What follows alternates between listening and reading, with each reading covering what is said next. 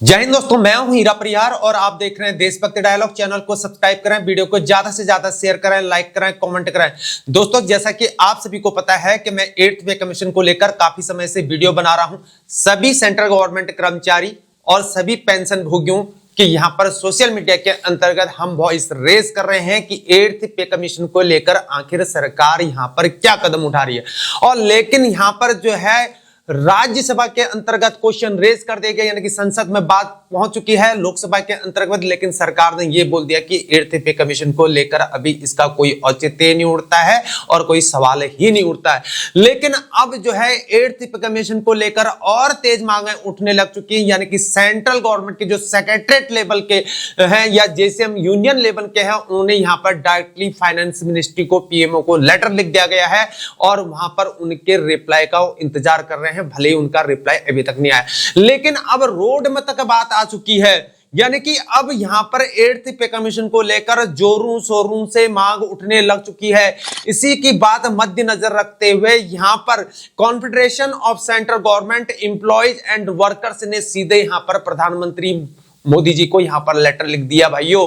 तो इस प्रकार से उन्होंने कह दिया है कि अब 10 साल का इंतजार नहीं होगा पे कमीशन में, अब इंतजार होगा सिर्फ और सिर्फ 5 साल में अंतर्गत पे कमीशन को रिवाइज करना चाहिए और पे कमीशन को यहां पर उसको संशोधित किया जाना चाहिए और डंके की चोट पर जो है नया पे कमीशन हर 5 साल में होना चाहिए।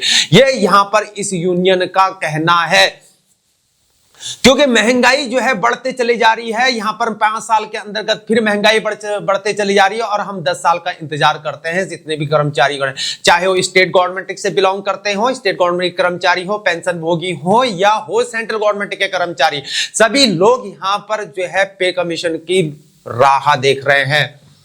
और बैकडोर से ये भी खबरें आ रही हैं कि 8th पे कमीशन को लेकर अब जो है गवर्नमेंट एक नया रूल फॉलो कर सकती है, नया सिस्टम जो है जनरेट कर सकती है, नया मैकेनिज्म तैयार कर सकती है, यानी कि ओल्ड सिस्टम को हटा के नया सिस्टम लागू कर सकती है। और बैकडोर से ये भी खबरें सामने आ रही, चाहे वो electronic media, print media, social media और डिजिटल मीडिया, इन सब में जो है ये भी बताया जा रहा है कि पे कमीशन को लेकर अब जो है डीए को मर्ज कर दिया जाएगा बेसिक सैलरी के साथ।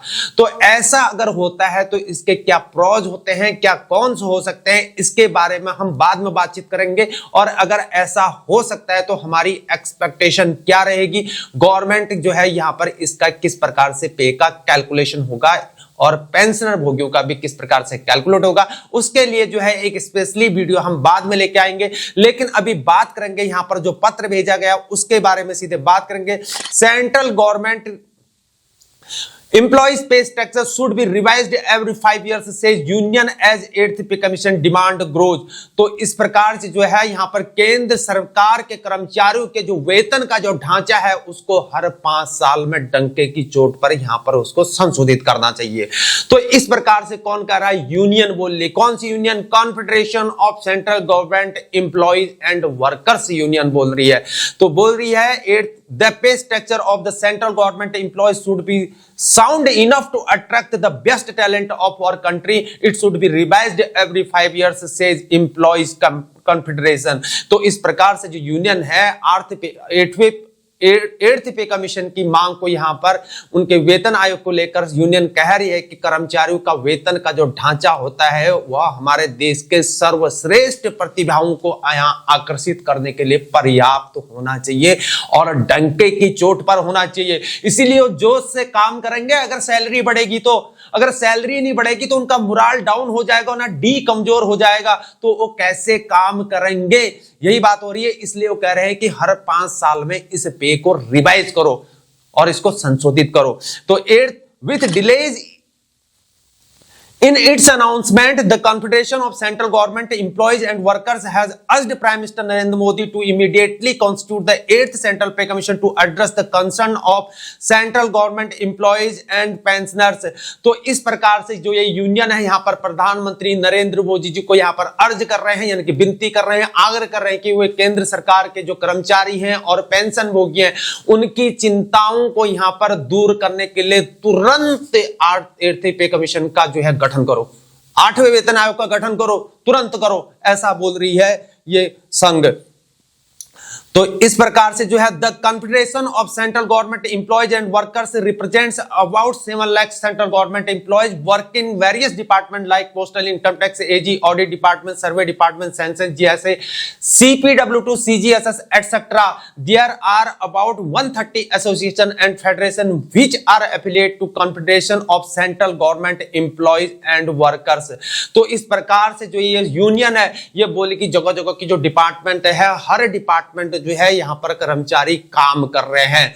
तो इस प्रकार से बताया गया है जो जो भी डिपार्टमेंट यहाँ पर है, इस प्रकार से जो है काम करने वाले जो है 7 लाख केंद्रीय कर्मचारी जो है यहाँ पर वो जो वर्कर्स हैं उससे जो है गवर्नमेंट यहाँ पर परिबद्धता है और उससे संबंधित है, उससे रिलेट करते हैं। तो इस प्रकार से उन्होंने ये चीज कहा है। In this letter, the Confederation had said the central government employee wages were last revised by 1st January 2016. As on 1st July 2024, the percentage of DA entitlement crossed over 53%. During the past 9 years, the erosion of the real value of wages has become enormous, especially after the pandemic COVID-19. The depreciation of money value has come down very much, it said। तो दोस्तों इस प्रकार से जो है यहाँ पर letter भेजा, यूनियन ने जो लेटर भेजा है वहां पर उस यूनियन ने सीधे यहाँ जो प्रधानमंत्री है उनको बोला कि यहाँ पर केंद्र सरकार की जो कर्मचारी हैं उनके वेतन को अंतिम बार जो है यहाँ पर 1 जनवरी 2016 को लागू किया गया। लेकिन एक यहाँ पर डीए जो है यहाँ पर 1 जुलाई 2024 से जो है यहाँ पर डीए 53% लागू हो चुका है। और इस प्रकार से जो पिछले 9 वर्षों के दौरान, यानी कि 9 वर्षों का इतिहास बताया, 9 वर्षों के दौरान मजदूरी का जो वास्तविक मूल्य था उसका क्षरण जो है बहुत अधिक हो गया है। इस प्रकार से विशेष रूप से यहाँ पर बताया गया है कि कोविड-19 पैंडेमिक की वजह से और उसकी महामारी के बाद ऐसा हुआ है। तो इस प्रकार से जो मुद्रा का जो मूल्य है उसका जो वैल्यू है वो बहुत कम हो चुका है, अवमूल्यन कम हो चुका है, यानी कि कहने का मतलब है। इस प्रकार से उनका कहना है कि पे structure should be revised every 5 years। Rights confederation it has requested that the pay structure of the central government employees should be sound enough to attract the best talent of our country। It should be revised every 5 years।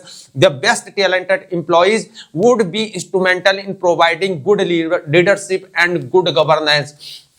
इस प्रकार उन्होंने डंके की चोट में बोला है कि 5 साल में जो है यहाँ पर हर 5 साल में पे को रिवाइज कर दो, संशोधन कर दो, क्योंकि यहाँ पर प्रधानमंत्री को अनुरोध किया है कि जो केंद्र कर्मचारी है उनके वेतन की जो संरचना है वहां पर जो है उनकी प्रतिभाओं को यहाँ पर परखने की जरूरत है, यानी कि उनकी प्रतिभाओं को यहाँ पर परखने की जरूरत है। उनके डी को कमजोर नहीं होने देना, उनका मोरल डाउन नहीं होना देना चाहिए, क्योंकि यहाँ पर अगर पे कमीशन नहीं बढ़ेगा उनकी पॉकेट खाली हो जाएगी, घर नहीं चलेगी, महंगाई की मार और उतनी ज्यादा होगी, इससे जो है उनका मोरल डाउन हो जाएगा, काम करने में मन नहीं लगेगा। इस प्रकार से बताया उन्होंने।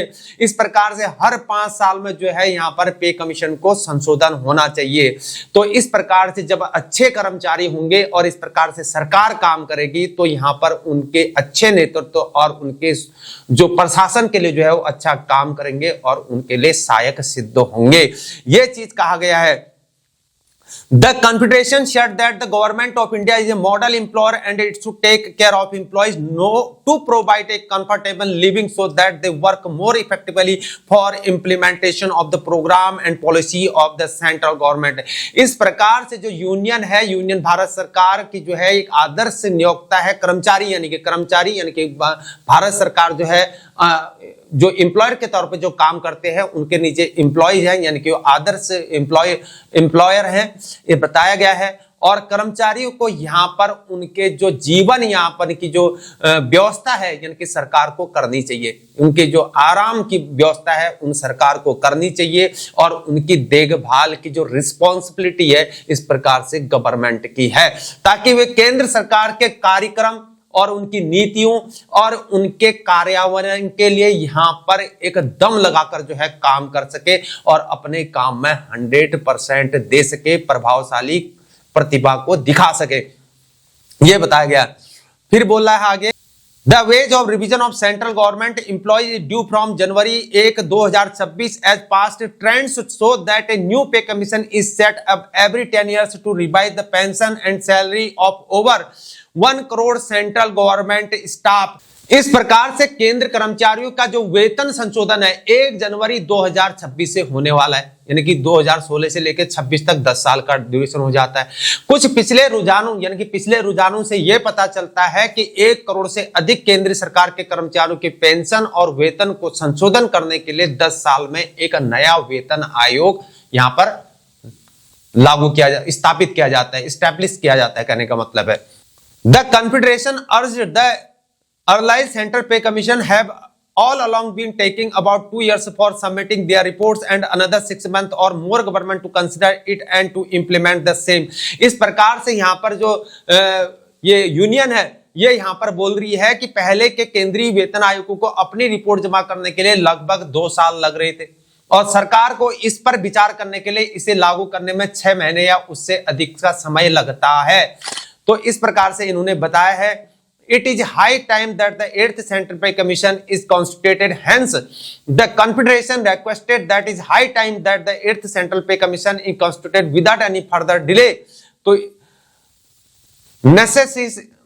necessitated due to higher inflation levels and depreciation in money lead a decent life and work more effectively to implement the programs and policy of the central government so that its benefits reaches the common man itself। इस प्रकार से इन्होंने ये बताया है कि यहां पर 8वें वेतन आयोग का इस प्रकार से उसके गठन होने का समय अब आ चुका है। अब तुम देर मत करो, हमें दे दो 8वां पे कमीशन, हम अपना हक मांग रहे हैं, कोई भीख नहीं मांग रहे हैं, इस प्रकार से इनका कहना है। तो यहां पर लेटर में साफ लिखा है कि यहां पर ये यूनियन कह रहा है कि अब उचित समय आ चुका है 8th पे कमीशन आयोग के गठन और इसको बिना देरी के लागू कर देना चाहिए, ऐसा बोला गया है। जो यहां पर जो मुद्रास्फीति की जो इन्फ्लेशन की बात हो रही है यहां पर उनके जो यहां पर जो है इस कारण से इसको बताया गया है। इस प्रकार से जो केंद्रीय सरकारी कर्मचारी और पेंशन भोगी हैं उनके जो जीवन है उनके जीवन में सुधार हो सके, यानी कि महंगाई की जो मार चल रही है उससे वो निजात पा सके और केंद्र सरकार के कार्यक्रमों और नीतियों को लागू करने के लिए अधिक प्रभावी ढंग से काम कर सके और एक जोश के साथ काम कर सके और अपना 100% दे सके, डी कमजोर न हो, मुराल अप हो। और इसका लाभ जो है इस प्रकार से आम आदमी को मिल सके यह बताया जा रहा है। गौर करो मेरे दोस्तों, ग्रुप डी का कर्मचारी है और लेवल 1 का कर्मचारी है, लेवल 2 का कर्मचारी है। हर क्वार्टर में बच्चे की फीस 7,000 रुपए है। अगर 2 बच्चे पढ़ते हैं तो इस प्रकार से 14,000 रुपए है। हालांकि किसी स्कूल में यहां पर लड़की है, गर्ल्स है तो थोड़ा सा कंसेशन हो सकता है, लेकिन 2 के 2 बॉयज हैं तो उस प्रकार से वहां पर परिवार के ऊपर बोझ है। न पत्नी कमाने वाली है और एक ही यहां पर आदमी कमाने वाला है, एक ही मैन कमाने वाला है, तो समझो उसके सर में कितना बड़ा बोझ है। तो क्या उसको राइट्स नहीं है? क्या उसको एक उसका अधिकार नहीं है एक अच्छे स्कूल में पढ़ा सके, अपने बच्चों को अच्छा एजुकेशन दे सके? और हर माँ बाप का लक्ष्य होता है कि अपने बच्चों को यहाँ पर एक अच्छी शिक्षा दे सके और यहाँ पर उनको आगे जाके अपने लाइन में अपने पांव में खड़ा होते हुए देख सके, और ये हर माँ बाप का सपना होता है। लेकिन क्या जो यहां पर ग्रुप सी के कर्मचारी हैं या ग्रुप बी के कर्मचारी हैं, ग्रुप बी तो कर भी लेंगे लेकिन ग्रुप सी के कर्मचारी क्या एक अच्छे स्कूल में क्या अपने बच्चों को पढ़ा सकेंगे? जिस प्रकार से यहां पर महंगाई की मार चल रही है, आटे, दाल, चीनी, सब्जी इत्यादि महंगे होते जा रहे हैं, तो इस प्रकार से जो है यहाँ पर परिवार को पालना जो है इस प्रकार से एक अच्छी, और सबसे बड़ी बात है कि अगर मेडिकली कोई यहाँ पर प्रॉब्लम हो गई शरीर के अंतर्गत और परिवार में किसी भी यहाँ मेंबर को अगर मेडिकली यहाँ पर समस्या हो जाती है तो समझो पूरी परिवार के ऊपर स्ट्रेस का बोझ आने लग जाता है। तो मेरे दोस्तों, जिसके घर में बीतती है उसी को पता है, इसलिए यहां पर 8th पे कमीशन को लागू करना बहुत जरूरी है मेरे दोस्तों। इसी प्रकार से जो है यहां पर बताया गया है, meanwhile the union finance ministry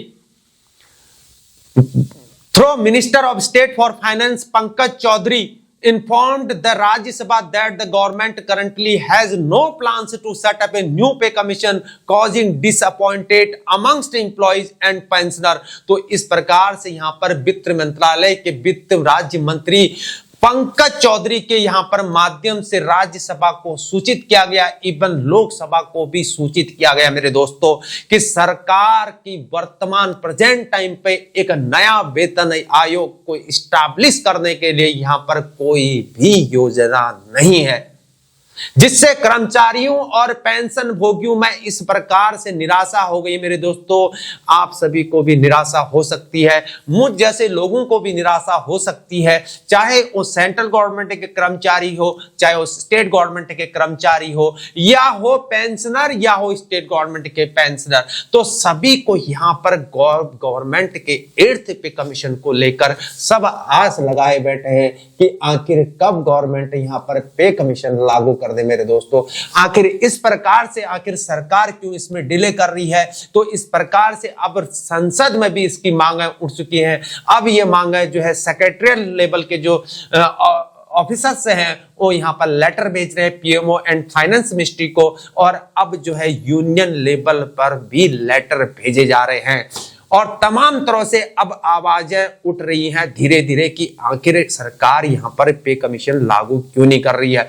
तो कुछ ना कुछ तो झोल है मेरे दोस्तों, कहीं गवर्नमेंट कहीं रात में ही पे कमीशन लागू ना कर दे, हमें तो कहीं ना कहीं ये डाउट होता है।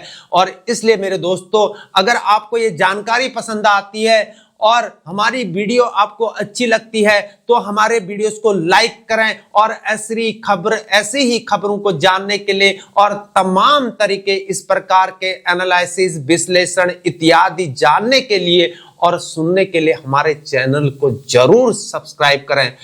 अभी के लिए इतना ही, आपसे लेते हैं विदा, बने रहिए हमारे साथ। जय हिंद, जय भारत, वंदे मातरम, भारत माता की जय।